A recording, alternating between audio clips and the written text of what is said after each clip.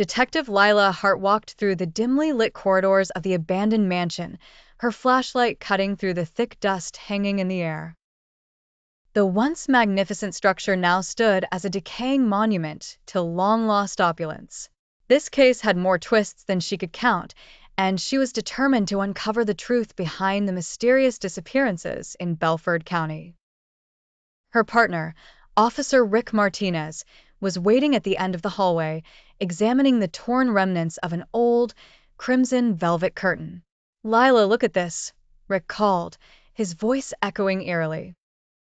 Lila approached, her eyes narrowing as she stared at the peculiar stain on the fabric. It was blood, unmistakably old, but not ancient.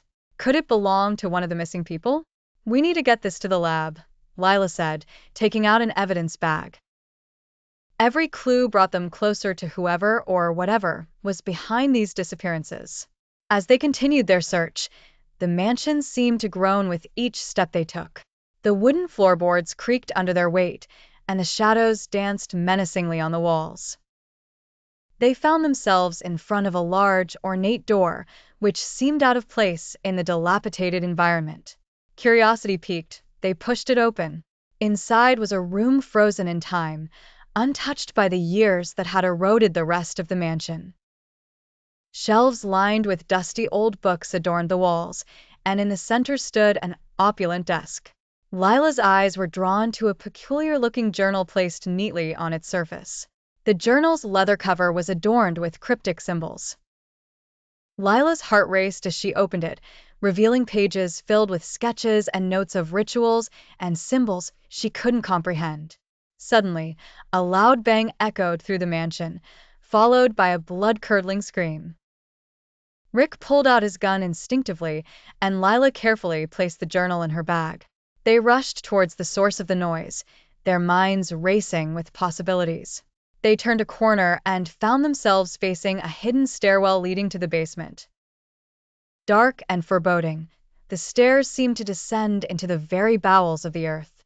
Taking a deep breath, they descended.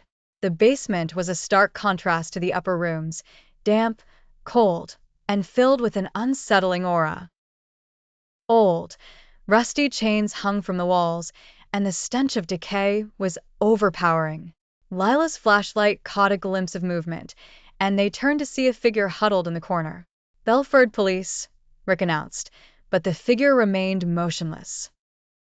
They edged closer, and Lila gasped as the light revealed the pale, gaunt face of one of the missing persons. Alive but barely. In a matter of moments, they called for backup, ensuring the person was rushed to the hospital. Lila's mind was a whirlwind of questions.